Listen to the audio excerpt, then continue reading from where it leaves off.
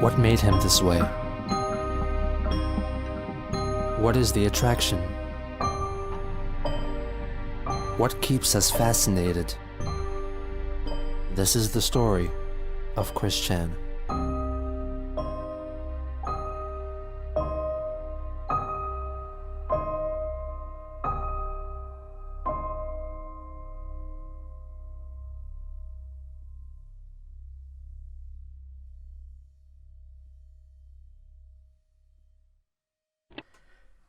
Good evening, ladies and gentlemen, and I welcome all of you to this Friday night where we are going to do another Chris Chan video.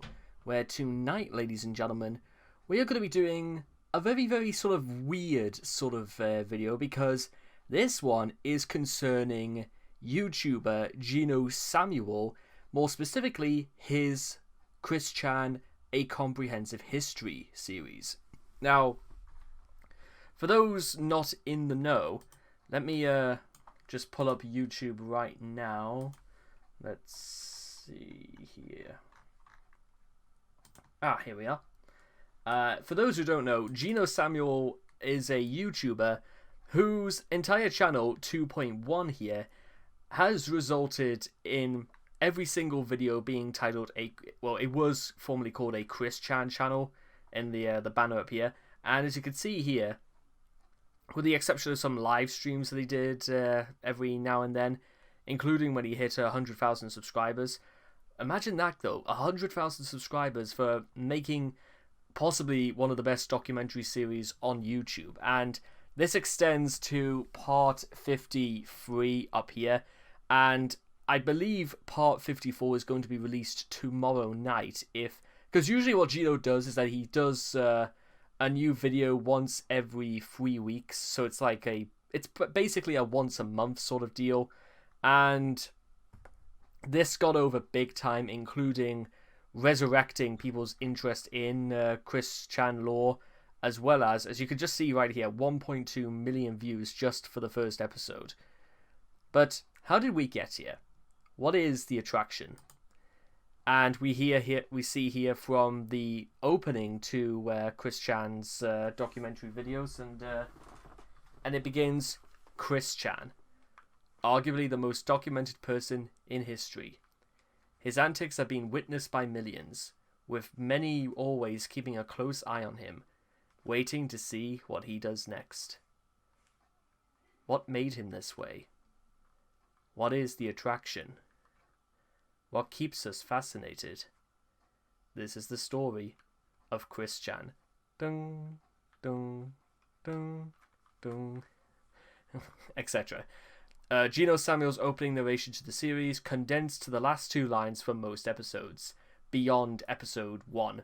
Starting in part 44, feminine pronouns are used in the intro. Yeah, because that was like when Chris said on Twitter at the time that he, on Facebook he said he wanted to be referred to by female pronouns at that point, so it kind of is what it is. Chris Chan A Comprehensive History is a web series created by Lithuanian producer and musician Geno Samuel, which began in February of 2018. It is, as the name suggests, an extensive, in-depth documentary series about Chris's life, similar to Sachumo's. However, while Sachumo's film is an abridged summary of Chris's life for newcomers, Geno's videos go into greater detail, with each video being around 30 to 40 minutes in length, kind of like an American-styled documentary series with like commercial breaks every 15 or so minutes.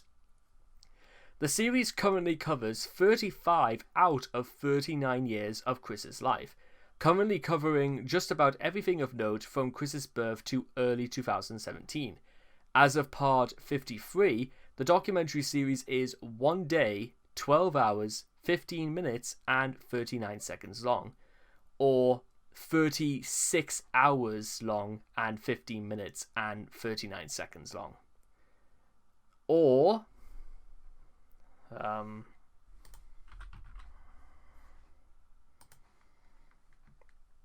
36 times 60.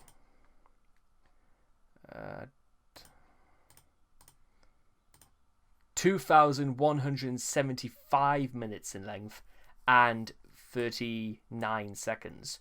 Or, if you want to really, really go out of your way to do this, not that I think anybody would, see 36,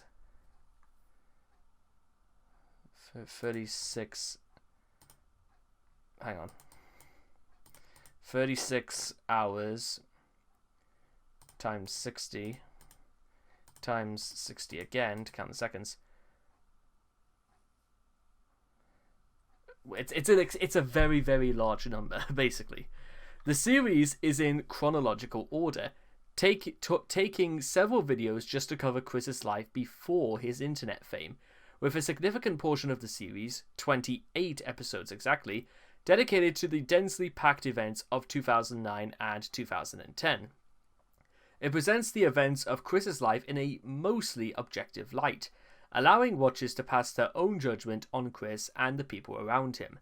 Nonetheless, Geno occasionally slips in a dry jab or two in the form of blunt observations of Chris's shortcomings.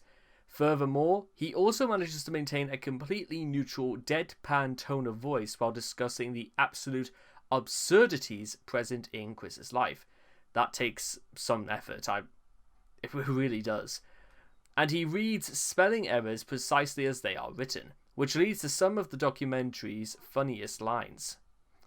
Geno's narration also reflects Chris's change in identity throughout the series, initially referring to him as Christopher before changing it to Christian in the first episode, and using masculine pronouns for the bulk of the show's run, eventually shifting over to calling Chris Christine and using feminine pronouns, by the time that the series reaches the events of late 2014, when Chris began to transition.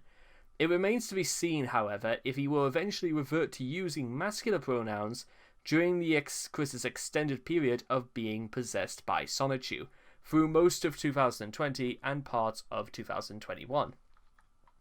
The series is still ongoing, and though Geno initially predicted that it would be around 50 episodes long by the time he reached the present day, Episode 50 ended up covering the events of mid-2016, and it now seems much more likely that Geno will have over 70 episodes finished.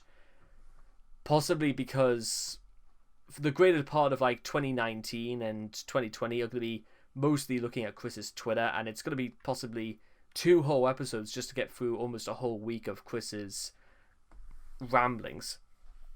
And then, of course, it will become sort of meta in that when other YouTubers start getting involved and they start, talking specifically about how they talk about Chris, and that will be interesting if it makes any sort of impact whatsoever, especially if when they start to mention Jacob Sockness or other guys.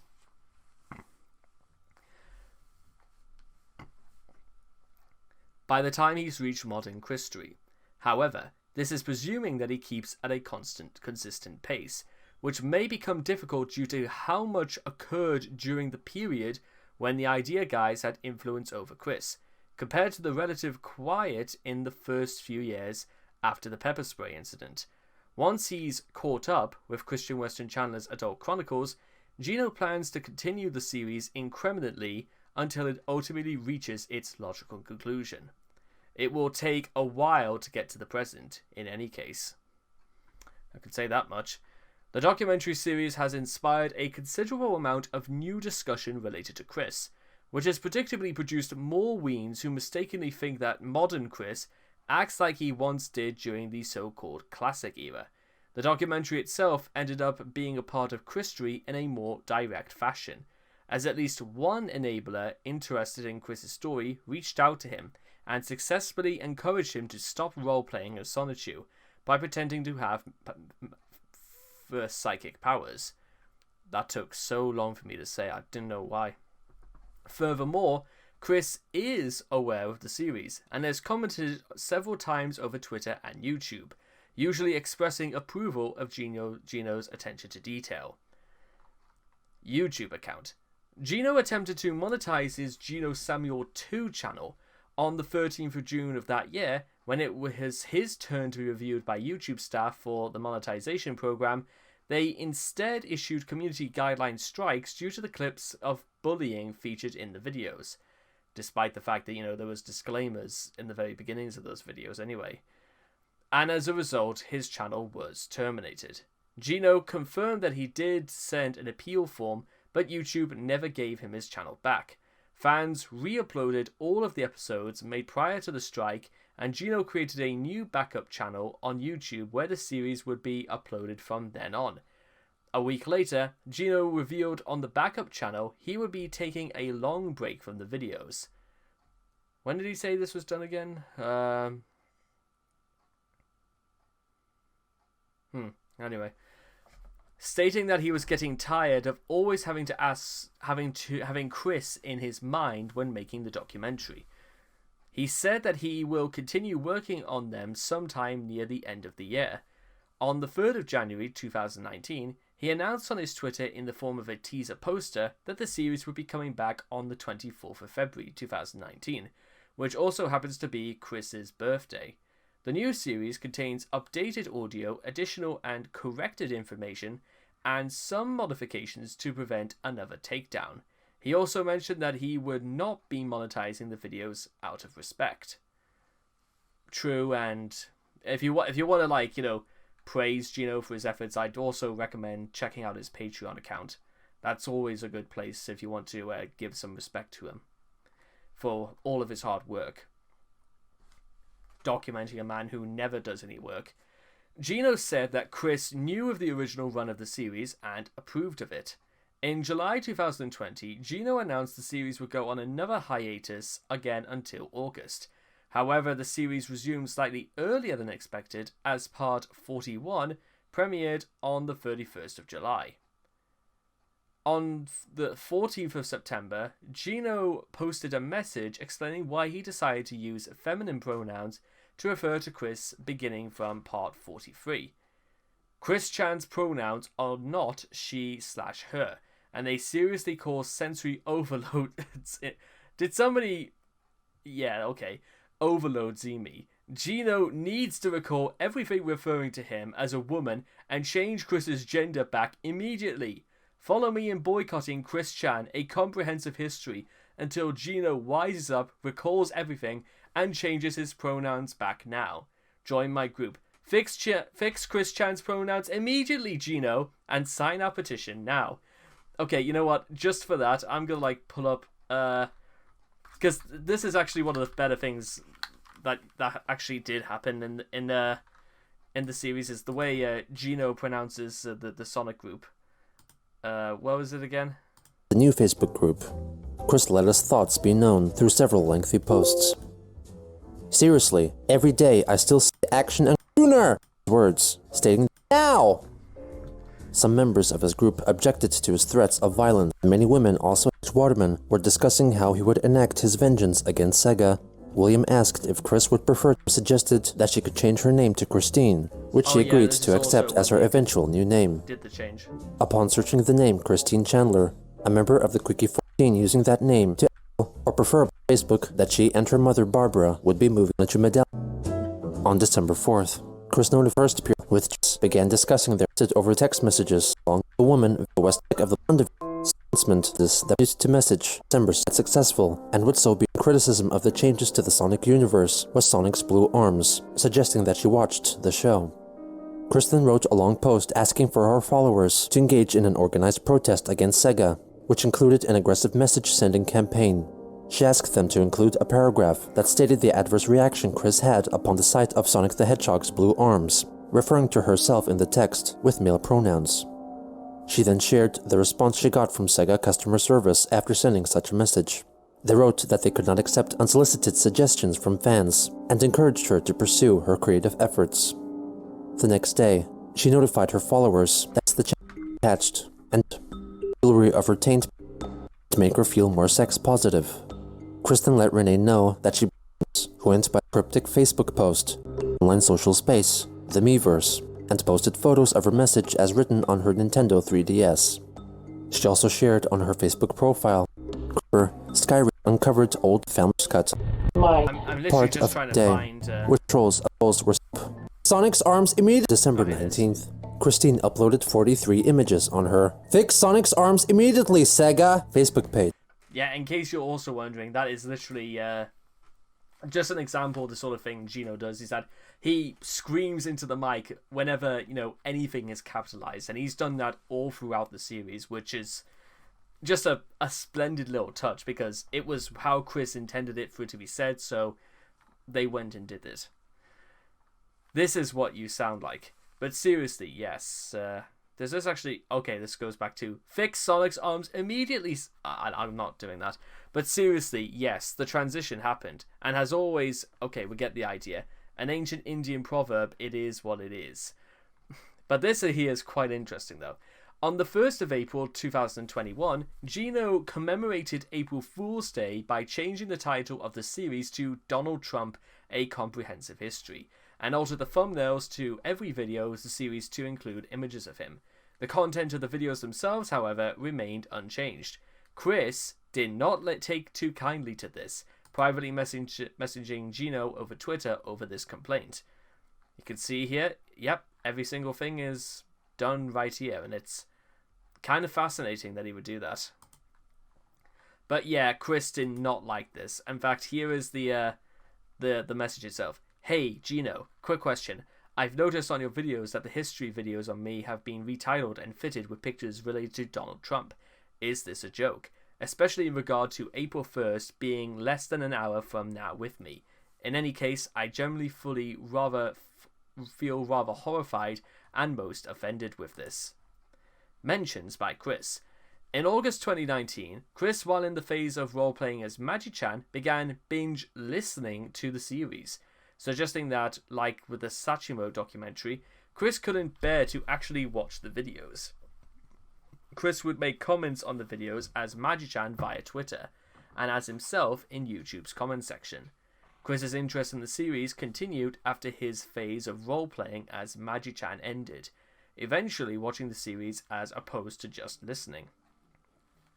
Quite curious when you think about it, from the Animal Crossing video, Christine calls for Sonic Heroes being GameCube exclusive. She gave premonition to the Nintendo exclusive Sonic titles.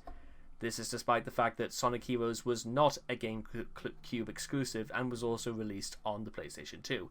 I know, because that's the copy I've always had. He noted exactly which cartoons and games Megan Schroeder had introduced him to over a decade prior. Just for the record and Megan's reference, those being Soul Calibur and Tekken OC Yoshimatsu, also saying he'd been a fan of My Little Pony and Sailor Moon before meeting Megan.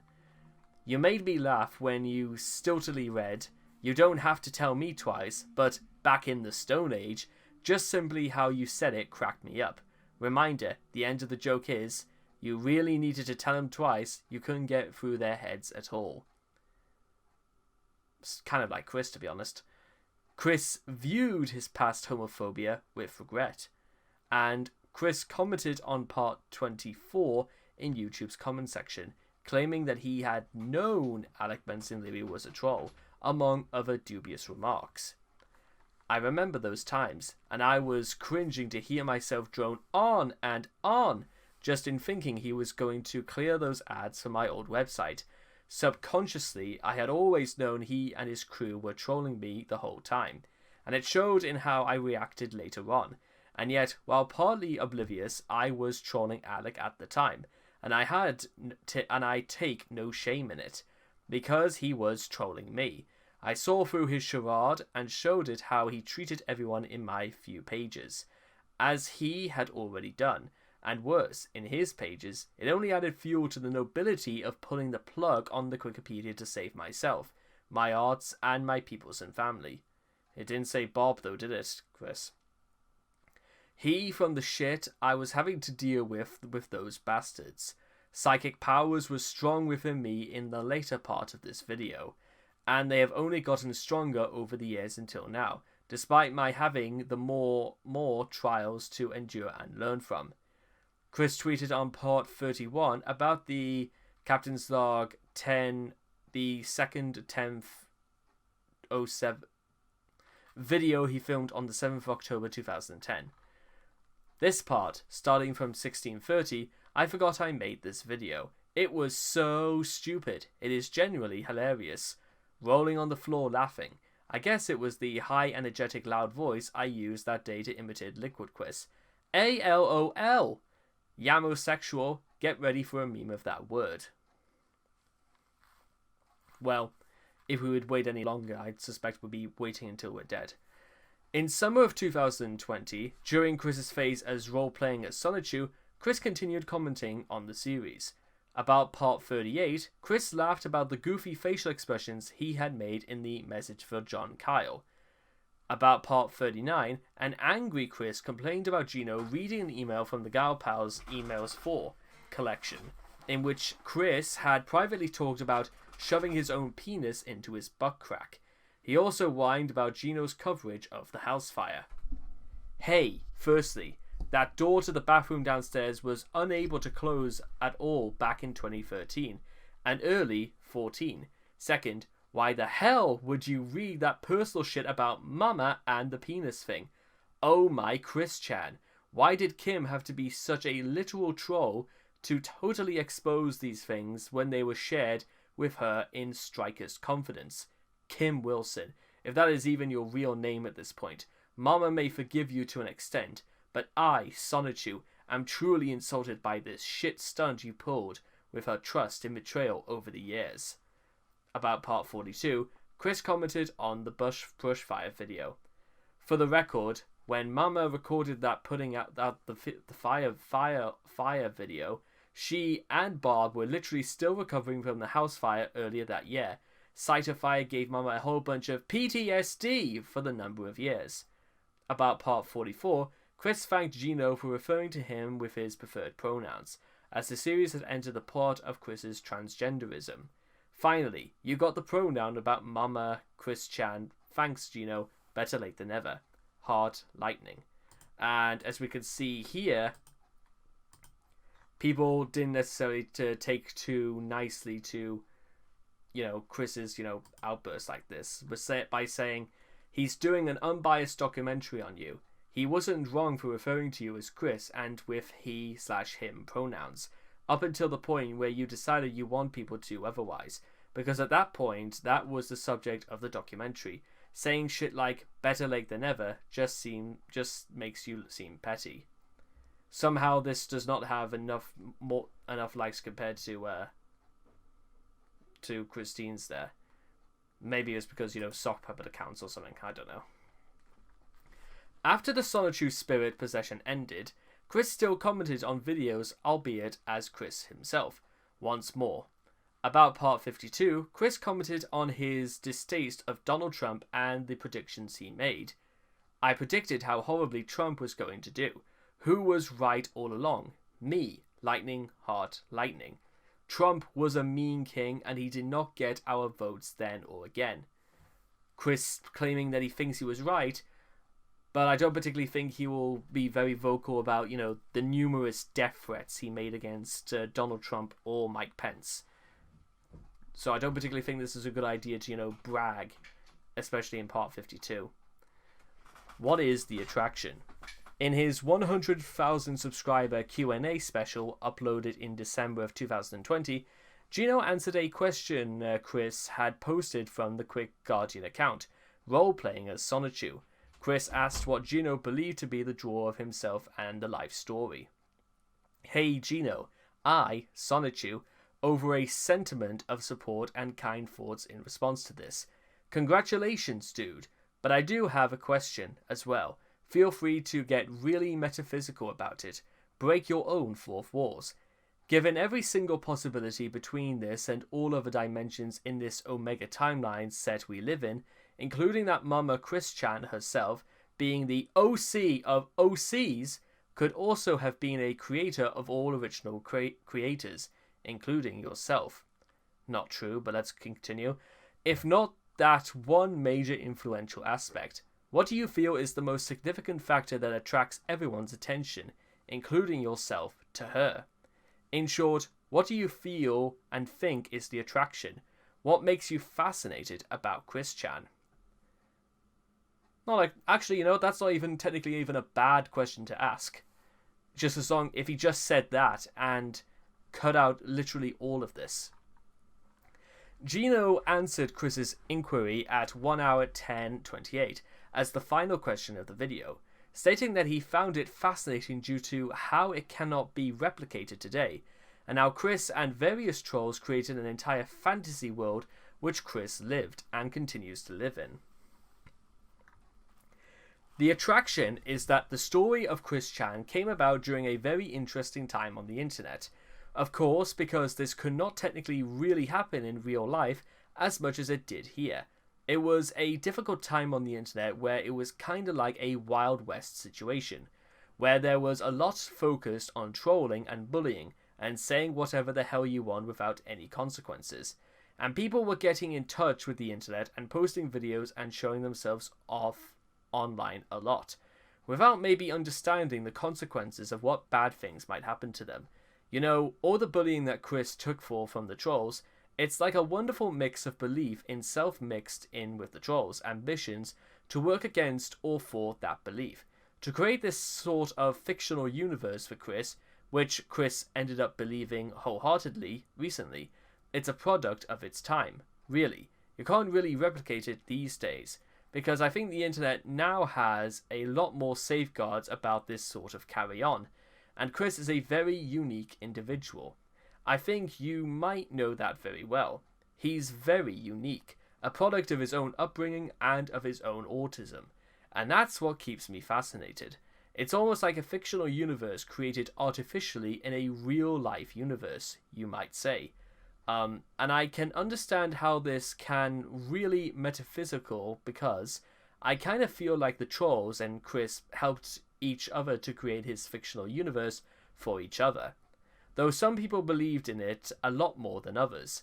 And that's, I think, a big reason why Sonichu/Christine might think the same way about the creator of real creations. Because they are alive in a sense. If you believe in it, they are alive. The characters, you might treat them as alive to an extent. I think it's a bit too much to say that they do exist in an alternate dimension. I don't believe in that at all, but they do exist as much as you want them to exist. It's all up to you. It's all up to the human mind, each individual brain, what you think. It's all up to you, whatever you want to improve yourself, or whatever you want to do to go down this path or that path. Whether you want to listen to your superiors or not, it really is all up to you. And your world is whatever you want to make of it. Be it intentional, want to make of it, or unintentional, want to make of it. Consciously or subconsciously, and that's the story of why I find it fascinating. Kenneth Engelhardt later commented, saying that the only reason people were attracted to Chris is that they could retell his stories and thus concern a profit. However, no consequence video was sort of made in response to Chris, so in retrospect, Geno's managed to stay up. And a comprehensive history without context. Let's just take a quick watch of this.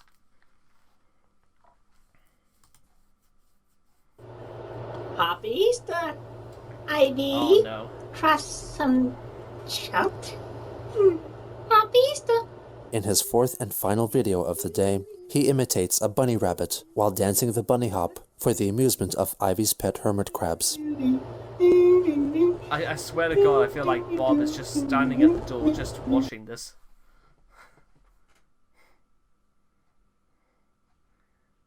Clyde and Maze then proceeded to call him gay, citing the photo of him in his mother's underwear as proof.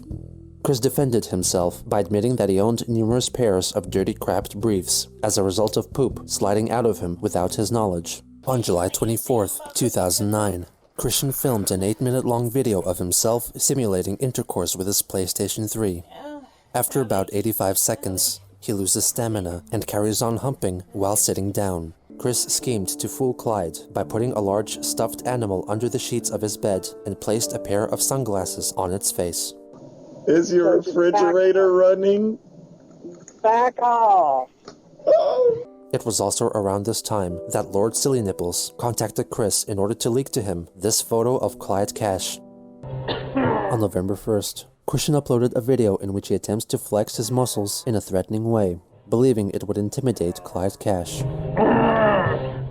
In his list of 6 things he could never do without, he listed 8 things, 3 of which were sex. And your forehead is so bald, the sun could reflect off of it and blind everyone in its shaded brown light.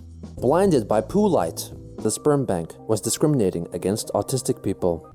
The photo he believed was proof of Clyde's identity was a picture of a man wearing only shorts, simulating intercourse with another man dressed in a Spider-Man costume. Colin replied that he would let Catherine use the strap-on dildo on him. In response, Christian said that he would let her do that to him also. Colin then wrote that he received his doctorate from Oxford University, with Chris replying that he maintained honor roll throughout middle school and high school, and received a degree in computer-aided drafting and design. He called Colin a bully and hurled insults at him in order to catch up. Chris also claimed that he was neither racist nor a bigot, and listed off Bill Cosby as a black entertainer who he liked. Someone posted a small collection of photos of Christian onto an interactive billboard in New York's Times Square. One of the pictures was a still image of Chris holding up his cup of semen, and another was a photoshopped photo of Christian attending a gay bar. Feeling an 8-year-old's dick up my ass, I was not thrilled from the ordeal. On September 16th, Chris fulfilled Jackie's promise. And I'm right here, people! Aren't I handsome enough to attract your attention, ladies? WTF do I have to do to get even a hello from anybody these days? Sigh. He continued to argue about his alleged homosexuality for more than 10 minutes, with Billy Mays interjecting to address the point. Next, in lieu of an actual cooking video, Chris filmed himself miming making spaghetti. Or I will have my lower, his people of Nintendo, and the people of Sega, even the power of Mr. Miyamoto himself, bring in a tracking team, track you down, and force you to restore Sonichu.net, and all with a cruel, beating up, terribly painful punishment. You do not want to remain on my bad side. My fangs are sharp, and I can thirst for blood, even though I am Cherokee, not a vampire. And an image called She Came for Quick, which depicted Chris satisfying an unidentified naked woman with his fingers. Those exposed to the picture felt that the woman bore a striking resemblance to his twin sister Crystal, and were convinced that it was an illustration of incest. The fact that he captioned the image with, "Your sister has come for me," didn't help.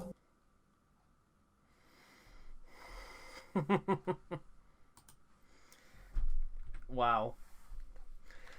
You know what, I'm just gonna say this right now, is that we may as well go to the beginning and say something like this, is that it's hard to imagine, seriously, with everything being said and done, that anybody would dedicate this much of their free time into making a series that has basically gone on for nearly 4 years at this point. 3 years, technically, at the since February. And it's even more interesting when you look deeper into this and you wonder, how exactly has this really not caught on in like more mainstream attention? Like, at what point are people going to realize not just the phenomena of Chris, but the fact that somebody displayed the kind of tact and sort of maturity one would need for a documentary series like this? Bearing in mind, there are many points in this show, you could say, where Geno could have just done the absolute thing and just basically broke out into uncontrollable laughter, but exactly, he just chose not to. It's sort of fascinating that in recent years, people have been documenting and also criticizing Chris, probably at the knowledge that they would even get featured in Geno Samuel's history.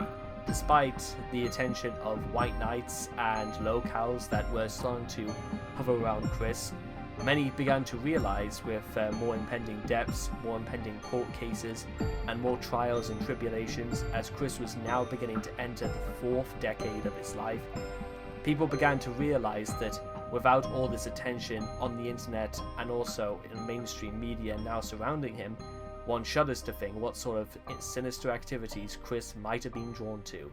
Perhaps to be selling knockoff Teletubbies stuffed with old tampons.